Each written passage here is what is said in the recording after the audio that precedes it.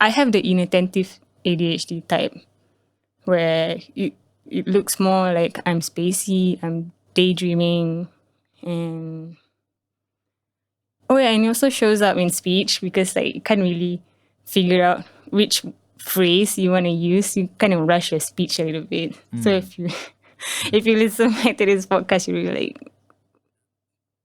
you probably realize that there are some, how do you say it? It's like a traffic junction where all the lights are green. Okay. Yeah, and then it's like supposed to just one phrase at a time.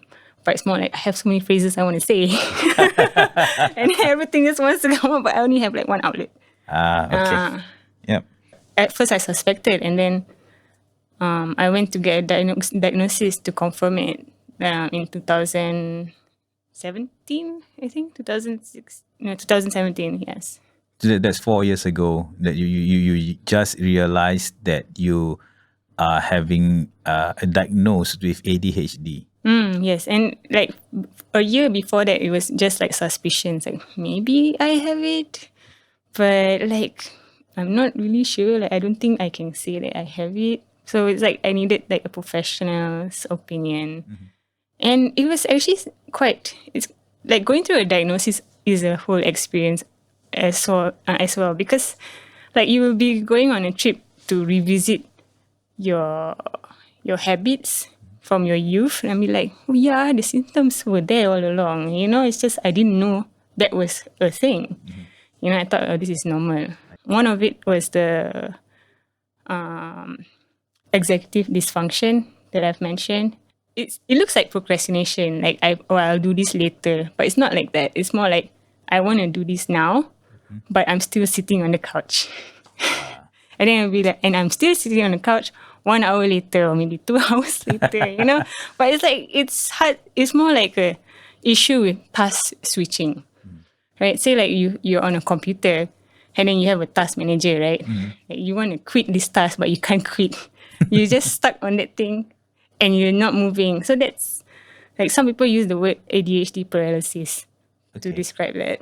I see. The first time I opened up was to my mom, and I think because since we're only addressing this kind of topic now in this age, 2021, I can say it's quite relatively, like, the stigma is still around, right? Yes. So I don't really get to share with that many people, except for those who can relate. Yeah. I don't know, it really boils down to you have to feel comfortable with yourself that this is how you're made. Like you're made this way. Your brain is wired this way. Because when you don't have that diagnosis, right, there's always this feeling of something is wrong with me. I'm slower than everyone else, or like I'm not up to like normal standards, which is kind of, I think, don't know, the word normal is quite damaging sometimes because normal is different for everyone. Correct.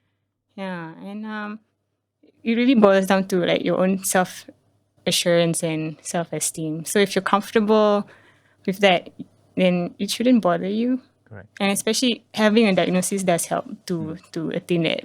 But like before the diagnosis, I've kena names like lazy. That's a very common misconception for people with ADHD. A lot of people will get that. And yeah, like there's this fear of like being seen as unreliable. Then there's also that shame that builds up, right? Like it's not that people with ADHD are unreliable. It's more like we need a solid motivation, like something that we are passionate about. Then we can, when you finally tap into that interest, right? It's really boundless. Yeah. It work wonders. Like you said, your art, your henna art and your digital art. I think that's where you find that passion to actually develop it further.